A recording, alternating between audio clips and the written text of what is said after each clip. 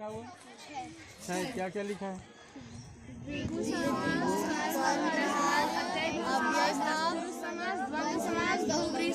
माने तुम लोगों को कितना समास पढ़ना है? छह। समास कितने प्रकार के होते हैं? छह प्रकार की याद रखना है ना। अभी इतना तुम लोग जानो। अभी क्या होता है द्विगु समास, बाद में तुम लोग अभी तो पढ़े नहीं हो, लेकिन द्विगु समास में क्या होता है जिसमें संख्या का बोध होता है ना। जैसे हम चौराहा बोलते हैं, पंचमुखी बोलते हैं, और ये कर्मधारय जिसका प्रथम पद जो है विशेषण होता है। तुम लोगों के लिए अभी खैर कठिन हो जाएगा, बस अभी तुम लोग इतना जानो बेटा। कितने प्रकार हैं समास के? छह प्रकार हैं, ठीक है। यहाँ पर ये तुम लोग द्वंद्व समास पढ़ रहे हो अभी ना, या पढ़ोगे? द्वंद्व में क्या बता देता हूँ, द्वंद्व में क्या होता है बताओ, कोई बता सकते हैं? योजक चिन्ह का प्रयोग होता है, जिसके दोनों पद समान हैं। हाँ, योजक चिन्ह के साथ जुड़ा रहता है, दोनों पद क्या है? समान होता है। जैसे यहाँ पर देखो दोनों पद, ये है लड़की और ये है लड़के, तो लड़की और लड़का दोनों क्या हो गया? समान हो गया। इसी प्रकार से हम लोग बोलते हैं माता पिता। और उदाहरण बताओ? खान पान और दिन रात और हाँ भाई बहन, दिन रात, यानी कि दोनों तुम लोग देखे हो ना, द्वंद्व युद्ध होता है तो बराबर के वजन वालों में युद्ध होता है ना। द्वंद्व यानी संघर्ष होता है, तो बराबर शक्ति वालों में क्या होता है? संघर्ष होता है। और इसके लिए पहचान का बहुत अच्छा तरीका है। तो उसमें क्या लगा रहता है? योजक चिन्ह लगा रहता है। याद रखना, कौन सा चिन्ह? योजक चिन्ह, ठीक है। तो ये द्वंद्व तुम लोग पढ़े हो, बाकी तुम लोगों को भी अभी पढ़ना, ठीक है। तो देखो थोड़ा तुमको जैसे मैडम बता रही, थोड़ा थोड़ा मैं बता दे रहा हूँ। द्विगु समास संख्यावाची, जिसके प्रथम पद क्या होगा? क्या होगा? संख्यावाची। जैसे हम बोले नवरात्रि, और बताओ? चौराहा। प्रथम पद क्या हो रहा है? पंचवटी। पंचवटी संख्यावाची। चार पाई, चार पाई माने जिसके वो क्या है? पाया है। कर्मधारय जिसका प्रथम पद विशेषण होता है, क्या होता है? जैसे उदाहरण बताओ, मैं बता रहा हूँ तो नील गगन, ये गगन कैसा है? नीला। पहला पद क्या हो गया? विशेषण। विशेषण नील गगन, मैंने क्या कहा? नील गगन। तुम लोग सुने होगे लाल मिर्च, सुने हो ना? तो मिर्च कैसा है? लाल है। पर प्रथम पद क्या है? लाल, विशेषण है। तुम लोग सुने होंगे गाय, तो गाय में हम यदि कहें कि नील गाय, क्या कहें? नील गाय। तो प्रथम पद क्या हो गया? विशेषण हो गया। तो जिसे प्रथम पद विशेषण हो जाएगा, किस में आ जाएगा? कर्मधारय में। किस में आ जाएगा? कर्मधारय। अब व्ययभाव समास, जिसका कहा जाता है कि प्रथम पद क्या है? प्रथम पद क्या हो?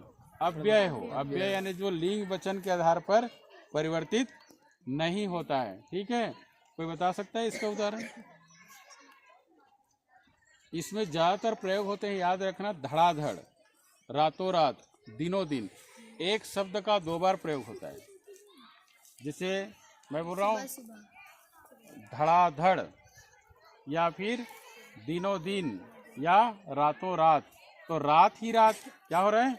रात ही रात को हम क्या कहेंगे? रातों रात। और दिन ही दिन को क्या बोलेंगे?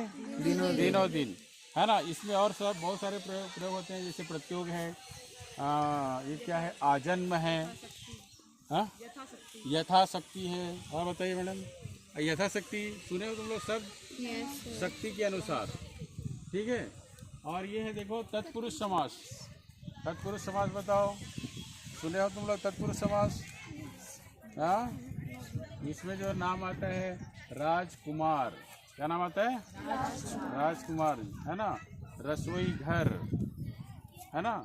ऐसे शब्द जो है किसमें आएंगे? तत्पुरुष समास में, जिसके उत्तर पद प्रधान होते हैं ना मैडम। इससे प्रथम पद दूसरा, जिसका दूसरा पद प्रधान होता है, ठीक है। जैसे हम बोलते हैं रसोई घर, तो रसोई घर, घर प्रधान है यहाँ पर, ठीक है। राजकुमार, राजकुमार को क्या कहेंगे? राजा का कुमार, यानी राजपुत्र। द्वंद्व तो पढ़े हो, अभी बताया। और बहुव्रीहि मतलब क्या होता है? दो मिल करके। यहाँ पर देखो जितने में पढ़ो, इसका प्रथम पद संख्यावाची होता है, इसका प्रथम पद विशेषण होता है, इसका प्रथम पद अव्यय होता है, इसका द्वितीय पद प्रधान होता है, इसमें दोनों पद प्रधान होते हैं। ये याद रखना, इसको बहुव्रीहि को ना पहला पद प्रधान होता है ना दूसरा पद प्रधान होता है, दोनों मिल करके किसी तीसरे की ओर संकेत करते हैं। ठीक है, जैसे हम कहते हैं दशानन, सुने हो शब्द? सुने हो ना शब्द? दशानन, तो पहला पद है दस और दूसरा पद है। अब देखो, ना पहला पद प्रधान ना दूसरा पद प्रधान, ये दोनों दशानन किसको बोलते हैं? रावण को बोलते हैं, किसी तीसरे को रावण। उसी प्रकार से हम बोलते हैं लंबोदर, क्या बोलते हैं? लंबोदर, या फिर गजानन, है ना? तो लंबोदर, आप देखो दो शब्द है, लंबा धन उदर, ना पहला पद प्रधान है ना दूसरा। लंबोदर किसे कहा जाता है? गणेश को। वो लंबोदर किसी और को नहीं कहा जा सकता। ऐसा शब्द होता है जो किसी व्यक्ति विशेष या किसी न किसी चीज़ के लिए वो पहले से ही चला आ रहा है, केवल उसी के लिए प्रयोग किया जाता है। ठीक है, और शब्द कोई है तो बताओ। एक, हाँ, चंद्रशेखर। चंद्रशेखर, जिसके सिर में क्या है? चंद्रमा है। भगवान किसको कहा जाता है? भगवान शंकर को कहा जाता है ना? तो इस प्रकार से बहुब्रीहि समास वो समास है जिसमें दो पद मिल करके किसी तीसरे के लिए संकेत देते हैं। ठीक है, तो ये तुम लोगों को जानना है कितने प्रकार? 6 प्रकार। ठीक है।